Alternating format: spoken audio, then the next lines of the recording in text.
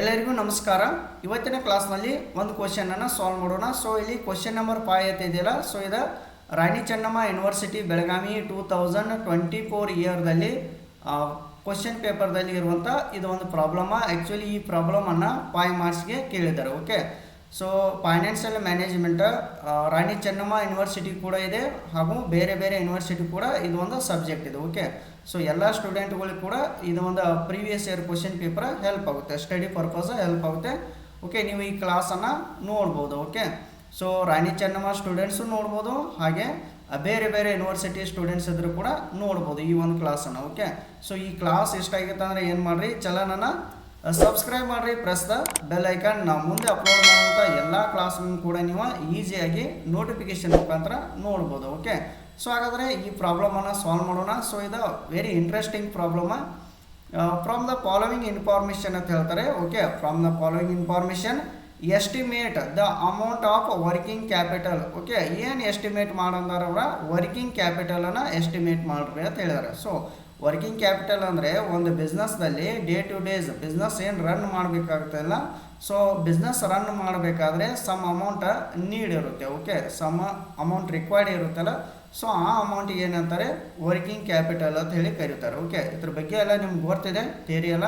Okay, next ನೋಡ್ರಿ, ಇಲ್ಲಿ ಬಾಯ್ operating cycle method ಅಂತ ಹೇಳ್ತಾರೆ. Okay, operating cycle method taking 360 days in a year ಅಂತ ಹೇಳ್ತಾರೆ. ಓಕೆ, ಸೊ ಇವರ ಎಷ್ಟು ಡೇಸ್ ತೆಗೆದುಕೊಳ್ತಾರೆ ಅಂತ ಹೇಳ್ತಾರೆ, ಈ ಪ್ರಾಬ್ಲಮ್ದಲ್ಲಿ 360 ಡೇಸ್ ತೆಗೆದುಕೊಳ್ತಾರೆ ಅಂತ ಹೇಳ್ತಾರೆ. ಓಕೆ, ಸೊ ಇದನ್ನು ಪಾಯಿಂಟ್ ನೀವು ನೆನಪಿಟ್ಕೋರಿ. ನೆಕ್ಸ್ಟ್ ಏನು ಇನ್ಫಾರ್ಮೇಷನ್ ಕೊಟ್ಟಿದ್ದಾರೆ ನೋಡ್ರಿ. ಈಗ ನಾವು ಫಸ್ಟ್ ಏನು ಮಾಡ್ಬೇಕಂದ್ರೆ working capital requirement find out ಮಾಡ್ಬೇಕಾದ್ರೆ ಇವನ್ನೆಲ್ಲ ಪಾಯಿಂಟ್ಸ್ ಎಲ್ಲ ಅಬ್ಸರ್ವ್ ಮಾಡ್ಕೋತ ಹೋಗ್ಬೇಕು. ಫಸ್ಟ್ ಸೇಲ್ಸ್ 10,000 ಯೂನಿಟ್ಸ್ ಆಟ್ ₹200 ಈಚ್ ಅಂತ ಕೊಟ್ಟಿದ್ದಾರೆ. ನೆಕ್ಸ್ಟ್ ಒಂದು ನೋಡ್ರಿ, ಮಟೀರಿಯಲ್ ಕಾಸ್ಟ್ ಅಂತ ಕೊಟ್ಟಿದ್ದಾರೆ 100 ಪರ್ ಯೂನಿಟ್, ಪಿ ಯೂನಿಟ್ ಅಂತ ಕೊಟ್ಟಾರಲ್ಲ, ಸೊ ಇದು ನಥಿಂಗ್ ಬಟ್ ಪರ್ ಯೂನಿಟ್ ಅಂದಂಗೆ. ನೆಕ್ಸ್ಟ್ ನೋಡ್ರಿ, ಲೇಬರ್ ಕಾಸ್ಟ್ ಕೊಟ್ಟಿದ್ದಾರೆ 50 ಪರ್ ಯೂನಿಟ್ ಅಂತ ಹೇಳ್ತಾರೆ. ನೆಕ್ಸ್ಟ್ ನೋಡ್ರಿ, ಓವರ್ ಡ್ರಾಫ್ಟ್ ಕೊಟ್ಟಿದ್ದಾರೆ ₹30 ಪರ್ ಯೂನಿಟ್ ಅಂತ ಹೇಳ್ತಾರೆ. Next one customers are given 55 days in 55 days credit ಅಂತ ಕೊಟ್ಟಿದ್ದಾರೆ. ಇಲ್ಲಿ ಎಲ್ಲ ಡೇಸ್ಗಳು ಕೊಟ್ಟಿದ್ದಾರೆ, ನೋಡ್ಕೋತ ಹೋಗ್ರಿ. ನೆಕ್ಸ್ಟ್ ನೋಡ್ರಿ, ಕ್ರೆಡಿಟರ್ಸ್ ಗಿವ್ 50 ಡೇಸ್ ಕ್ರೆಡಿಟ್ ಅಂತ ಹೇಳ್ತಾರೆ. ನೆಕ್ಸ್ಟ್ ನೋಡ್ರಿ, ರಾ materials 20 days, raw material 20 days ಅಂತ ಹೇಳ್ತಾರೆ. ಓಕೆ, ನೆಕ್ಸ್ಟ್ ನೋಡ್ರಿ, finished goods 15 days ಕ್ಯಾಪ್ಟ್ in stock ಅಂತ ಹೇಳ್ತಾರೆ. Next one production cycle period 20 days ಅಂತ ಹೇಳ್ತಾರೆ. ಓಕೆ, ಸೊ ಈ ಥರ ಇದನ್ನ ಇನ್ಫಾರ್ಮೇಷನನ್ನು ಹೇಳಿದ್ದಾರೆ. ಓಕೆ, ಸೊ ಈಗ ನಾವು ಫಸ್ಟಿಗೆ ಏನು ಮಾಡಬೇಕಂದ್ರೆ ಇವನ್ನೆಲ್ಲ ಇನ್ಫಾರ್ಮೇಷನ್ ನೋಡಿದ ಆದ ನಂತರ ಫಸ್ಟ್ ಏನು ಮಾಡಿರಿ, ಇಲ್ಲಿ ಸೊಲ್ಯೂಷನ್ ಅಂತ ಹೇಳಿ ಮೆನ್ಷನ್ ಮಾಡಿರಿ, ಅಥವಾ ಆನ್ಸರ್ ಅಂತ ಹೇಳಿ ಮೆನ್ಷನ್ ಮಾಡ್ಬೇಕು ನೀವು.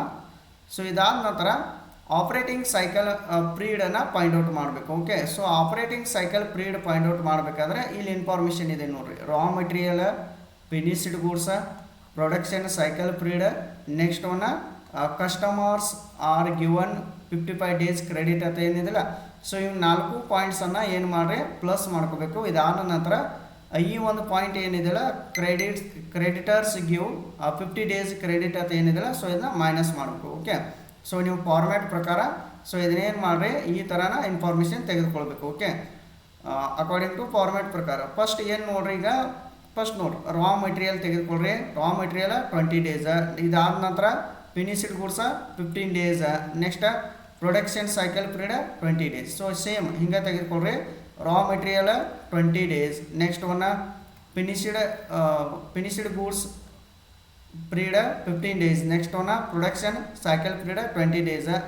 ಸೊ ಇಲ್ಲೊಂದು ಪಾಯಿಂಟ್ ಇದೆ ನೋಡಿರಿ, ಕಸ್ಟಮರ್ಸ್ ಆರ್ ಗಿವನ್ 55 ಡೇಸ್ ಅಂತ ಕೊಟ್ಟಿದ್ದಾರಲ್ಲ, ಸೊ ಇದನ್ನು credit period allowed to customers 55 days ಅಂತ ಹಾಕ್ರಿ.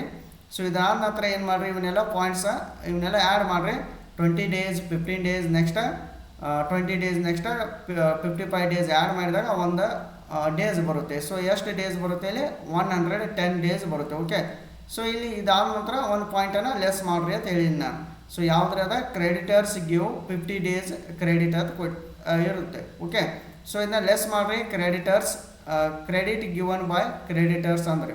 ಓಕೆ, ಇಲ್ಲಿ ಹೆಂಗೆ ಇಲ್ಲಿ ಕ್ರೆಡಿಟ್ ಪೀರಿಯಡ್ ಅಲೌಡ್ ಮಾಡಿದ್ರಲ್ಲ, ಸೊ ಸೇಮ್ ಇಲ್ಲಿ ಕ್ರೆಡಿಟ್ ಗಿವನ್ ಬೈ ಕ್ರೆಡಿಟರ್ಸ್ ಅಂತೇಳಿ ಮೆನ್ಷನ್ ಮಾಡಿ. ಸೊ ಎಷ್ಟು ಡೇಸ್ ಇದೆ ಇದು ಆ್ಯಕ್ಚುಲಿ 50 ಡೇಸ್ ಇದೆ. ಸೊ ಇದು ನೀವು ನೋಡ್ಬೋದು, ಇಲ್ಲಿ ಪ್ರಾಬ್ಲಮ್ದಲ್ಲಿ ಆಲ್ರೆಡಿ ಕೊಟ್ಬಿಟ್ಟಿದ್ದಾರೆ 50 ಡೇಸ್ ಅದು ಕೊಟ್ಟಿದ್ದಾರೆ. ಸೊ ಇದನ್ನ ಮೆನ್ಷನ್ ಮಾಡಿರಿ. ಇದಾದ ನಂತರ ಸೊ ಇವನ್ನೆಲ್ಲ ಟೋಟಲ್ ಮಾಡಿರಿ. 110 ಡೇಸಲ್ಲಿ 15 ಡೇಸ್ ಮೈನಸ್ ಮಾಡಿರಿ, ರಿಮೈನಿಂಗ್ ಎಷ್ಟು ಡೇಸ್ ಉಳಿತೆ 60 ಡೇಸ್ ಉಳಿತೆ. ಸೊ ಇದಕ್ಕೆ ನೇಮ್ ಕೊಡ್ರಿ ಆಪ್ರೇಟಿಂಗ್ ಸೈಕಲ್ ಪೀರಿಯಡ್ 60 ಡೇಸ್ ಅಂತೇಳಿ ಹಾಕಬೇಕು. ಓಕೆ, ಇದನ್ನ ಒಂದು ಸೈಡ್ ಮೆನ್ಷನ್ ಮಾಡ್ಕೊಂಡು ಇಟ್ಕೋಬೇಕು ನೀವು. ಆಪ್ರೇಟಿಂಗ್ ಸೈಕಲ್ ಪೀರಿಯಡ್ ಎಷ್ಟು ರೀ? Operating cycle period. Okay, so ಎಷ್ಟು ರೀ? 60 days. Operating cycle period 60 days. So ಇದಾದ ನಂತರ ಇಲ್ಲಿ ಕ್ಯಾಲ್ಕುಲೇಟ್ ಮಾಡ್ಬೇಕು ನೀವು. ನೆಕ್ಸ್ಟ್ ನೋಡ್ರಿ, number of operating cycle in the year ಅಂತ ಹಾಕಬೇಕು. Okay, number of operating cycle in the year equal to ಒಂದು ಫಾರ್ಮುಲಾ ಬರುತ್ತೆ. ಈ ಫಾರ್ಮುಲಾನ ಮೆನ್ಷನ್ ಮಾಡಬೇಕು. Number of days in a year divided by number of operating cycle in a year ಅಂತ ಹೇಳ್ತಾರೆ. Okay, so ನೀವು ಆಲ್ರೆಡಿ ನೋಡಿದ ಹಾಗೆ ಸೊ ಇಲ್ಲಿ ಪ್ರಾಬ್ಲಮ್ದಲ್ಲಿ ಏನು ಕೊಟ್ಟಿದ್ದಾರೆ, ಇಲ್ಲಿ ಕೊಟ್ಟಿದ್ದಾರೆ ನೋಡಿರಿ operating. Okay, so operating cycle method taking 360 days in a year ಅಂತ ಕೊಟ್ಟಿದ್ದಾರಲ್ಲ. ಸೊ ನೀವು ಇಯರ್ ಅಂದಾಗ ಇಯರ್ದಲ್ಲಿ ಇರುವಂಥ ಡೇಸ್ಗಳನ್ನ ತೆಗೆದುಕೊಳ್ಳೋಕೆ ಹೋಗಬೇಡ್ರಿ.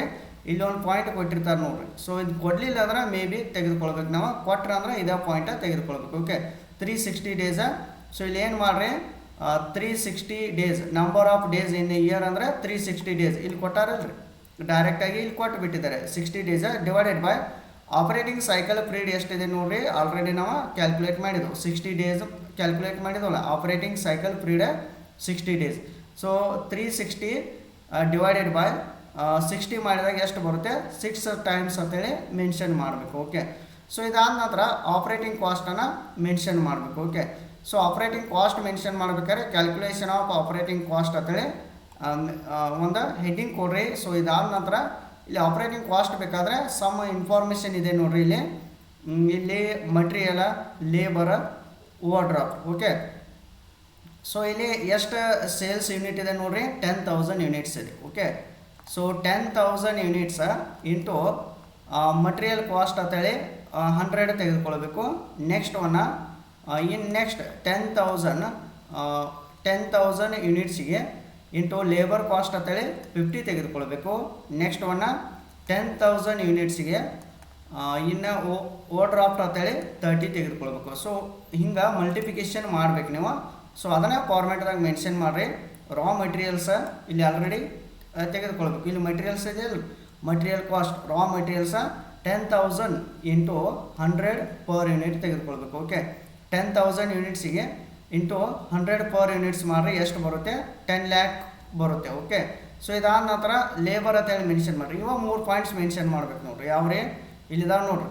First material, second labour, next over draft ಅಂತೇಳಿ. ಓಕೆ, ಲೇಬರ್ ಮೆನ್ಷನ್ ಮಾಡಿರಿ ಎಷ್ಟು ರೀ. ಲೇಬರ್ ಕೂಡ ಇಲ್ಲಿ ಎಷ್ಟು ಯೂನಿಟ್ ಸೆಲ್ ಮಾಡತ್ತಾರೆ ನೋಡಿರಿ, 10,000 ಯೂನಿಟ್ ಸೆಲ್ ಮಾಡತ್ತಾರಲ್ಲ. ಸೊ ಲೇಬರ್ 10,000 ಇಂಟು 50 ಮಾಡಬೇಕು. ಓಕೆ, ಸೊ 10,000 ಯೂನಿಟ್ಸಿಗೆ 50 ರೂಪೀಸ್ ಮಾಡಿರಿ ಎಷ್ಟು ಬರುತ್ತೆ 5 lakh ರೂಪೀಸ್ ಬರುತ್ತೆ. ಓಕೆ, ಸೊ ಇದಾದ ನಂತರ ಓವರ್ ಡ್ರಾಫ್ಟ್. ಸೊ ಓಕೆ, ಇದು ಒಂದು ಸೆಕೆಂಡ್ ಮಿಸ್ಟೇಕ್ ಆಗಿದ್ದೇನೆ. ಅದು ಓವರ್ ಡ್ರಾಫ್ಟ್ ಅಲ್ಲ, ಆ್ಯಕ್ಚುಲಿ ಓವರ್ ಹೆಡ್ ಆಗಬೇಕಿದೆ. ಓವರ್ ಹೆಡ್ ಆಗಬೇಕು, ಓವರ್ ಡ್ರಾಫ್ಟ್ ಅಲ್ಲ.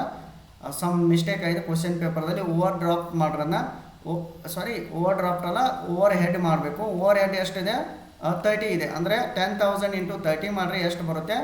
ಸೊ ಇಲ್ಲಿ ಅಮೌಂಟ್ ಬರುತ್ತೆ ಓವರ್ ಹೆಡ್ ಅಂತೇಳಿ ಮೆನ್ಷನ್ ಮಾಡಿರಿ. 10,000 ಇಂಟು 30 ಮಾಡಿದಾಗ ಸೊ 3 lakh ರೂಪೀಸ್ ಬರುತ್ತೆ. ಓಕೆ, ಸೊ ಮತ್ತೇನು ಪ್ರಾಬ್ಲಮ್ದಾಗ ಇನ್ಫಾರ್ಮೇಷನ್ ಉಳ್ದಾವ್ ನೋಡ್ರಿ, ಯಾವುದೋ ಇನ್ಫಾರ್ಮೇಷನ್ ಉಳಿದಿಲ್ಲ. ಓಕೆ, ಸೊ ಈಗ ಟೋಟಲ್ ಮಾಡಿರಿ.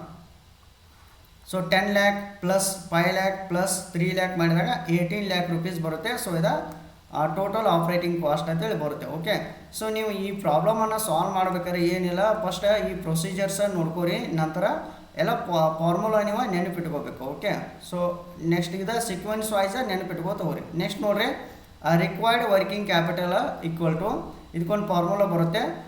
Total operating cost divided by number of operating cycle in the year ಅಂತ ಹೇಳ್ತಾರೆ. ಓಕೆ, ಟೋಟಲ್ ಆಪ್ರೇಟಿಂಗ್ ಕಾಸ್ಟ್ ಎಷ್ಟಿದೆ ನೋಡ್ರಿ 18 lakh ಇದೆ. ಓಕೆ, ಇಲ್ಲಿ ಬಂದಿದೆ ನೋಡ್ರಿ, ಆಲ್ರೆಡಿ ನಾವು ಫೈಂಡ್ ಔಟ್ ಮಾಡಿದ್ದೆವು. 18 lakh divided by number of operating cycle in the year. Already ಇಲ್ಲಿ ಕ್ಯಾಲ್ಕುಲೇಟ್ ಮಾಡಿದ್ದಾರೆ ನೋಡ್ರಿ. Number of operating cycle in the year ಎಷ್ಟು ರೀ 6 ಟೈಮ್ಸ್ ಅಂತ ಮಾಡಿದಲ್ಲ. ಸೊ ಇದನ್ನ ತೆಗೆದುಕೊಳ್ಬೇಕು. ಡಿವೈಡೆಡ್ ಬೈ 6 ಮಾಡಿರಿ 18 ಲ್ಯಾಕ್ ಡಿವೈಡೆಡ್ ಬೈ 6 ಮಾಡಿದಾಗ ಸೊ ಅಮೌಂಟ್ ಎಷ್ಟು ಬರುತ್ತೆ, ಅದಿದ 3 ಲ್ಯಾಕ್ ಬರುತ್ತೆ. ಓಕೆ, ಸೊ ಈ ಥರ ನೀವು ಕ್ಯಾಲ್ಕುಲೇಟ್ ಮಾಡಬೇಕು. ಓಕೆ, ಸೊ ನಮ್ಗೆ ರಿಕ್ವೈರ್ಡ್ ವರ್ಕಿಂಗ್ ಕ್ಯಾಪಿಟಲ್ ಅಂದರೆ ಎಷ್ಟು ರೀ, ದ್ಯಾಟ್ ಈಸ್ 3 ಲ್ಯಾಕ್ ಅಂತ ಹೇಳ್ಬೋದು. ಓಕೆ, ಸೊ ಈ ಥರ ಇದನ್ನ ಪ್ರಾಬ್ಲಮನ್ನು ಸಾಲ್ವ್ ಮಾಡಿರಿ. ಫಸ್ಟ್ ಏನು ಮಾಡಿರಿ, ಈ ಪ್ರಾಬ್ಲಮನ್ನು ಈ ಒಂದು ಕ್ಲಾಸನ್ನು ನೋಡಿರಿ, ನಂತರ ನೀವು ಓನಾಗಿ ಸಾಲ್ವ್ ಮಾಡ್ಬೋದು. ಓಕೆ, ಸೊ ಈ ಥರ ಮತ್ತೆ ಏನಾದರೂ ಪ್ರಾಬ್ಲಮ್ ಕೇಳಿದ್ರೆ ಈಸಿಲಿ ಸಾಲ್ವ್ ಮಾಡ್ಬೋದು. ಓಕೆ, ವರ್ಕಿಂಗ್ ಕ್ಯಾಪಿಟಲ್ ರಿಕ್ವೈರ್ಮೆಂಟ್ ಮೇಲೆ ಇದೊಂದು ಇಂಪಾರ್ಟೆಂಟ್ ಪ್ರಾಬ್ಲಮ್ ಇದೆ. ಓಕೆ, ಇದನ್ನ ಸ್ಟಡಿ ಮಾಡಿರಿ. ಆ್ಯಕ್ಚುಲಿ ಇದನ್ನು 2024 ಇಯರ್ದಲ್ಲಿ ಕೇಳಿರುವಂಥ ಪ್ರಾಬ್ಲಮ್ ಇದೆ, ಪ್ರೀವಿಯಸ್ ಇಯರಲ್ಲಿ ಕೇಳಿರುವಂಥ ಪ್ರಾಬ್ಲಮ. ಓಕೆ, ಇನ್ನು ನೆಕ್ಸ್ಟ್ ಕ್ಲಾಸಲ್ಲಿ ನೆಕ್ಸ್ಟ್ ಪ್ರಾಬ್ಲಮ್ಸನ್ನು ಸಾಲ್ವ್ ಮಾಡೋಣ. ಓಕೆ, 10 ಮಾರ್ಕ್ಸ್ ಪ್ರಾಬ್ಲಮ್ಸ್ ಆಗಿರ್ಬೋದು, 5 ಮಾರ್ಕ್ಸ್ ಪ್ರಾಬ್ಲಮ್ಸ್ ಆಗಿರ್ಬೋದು. ಸೊ ಅವನ್ನೆಲ್ಲ ಸಾಲ್ವ್ ಮಾಡೋಣ. ಮತ್ತು ಇನ್ನೊಂದು, ಈ ಒಂದು ಯೂಟ್ಯೂಬ್ ಚಾನಲ್ದ ಪ್ಲೇಲಿಸ್ಟಲ್ಲಿ ಫೈನಾನ್ಷಿಯಲ್ ಮ್ಯಾನೇಜ್ಮೆಂಟ್ 2024 QP ಅಂತಿದೆ ನೋಡಿರಿ. ಸೊ ಆ ಫೈನಾನ್ಷಿಯಲ್ ಮ್ಯಾನೇಜ್ಮೆಂಟ್ ಆ ನೇಮ್ ಏನು ಕೊಟ್ಟಿದ್ದೀನಲ್ಲ, ಸೊ ಆ ನೇಮ್ದಾಗ ನೀವು ಪ್ಲೇಲಿಸ್ಟ್ದಾಗ ಎಲ್ಲ ಕ್ಲಾಸ್ಗಳನ್ನು ನೋಡ್ಬೋದು. ಮತ್ತು ಇನ್ಕಮ್ ಟ್ಯಾಕ್ಸ್ ಕೂಡ ಕ್ಲಾಸ್ಗಳನ್ನು ಮಾಡಿದ್ದೀನಿ, ಸೊ ಅವನು ಕೂಡ ನೋಡ್ಬೋದು. ಓಕೆ, ನಿಮ್ಗೆ ಹೆಲ್ಪ್ ಆಗಲಿ ಅಂತೇಳಿ ಕ್ಲಾಸ್ಗಳನ್ನ ಮಾಡ್ತಾ ಇದ್ದೀನಿ. ಓಕೆ, ಒನ್ಸ್ ಅಗೇನ್ ಎಲ್ಲರಿಗೂ ಥ್ಯಾಂಕ್ ಯು ಆಲ್.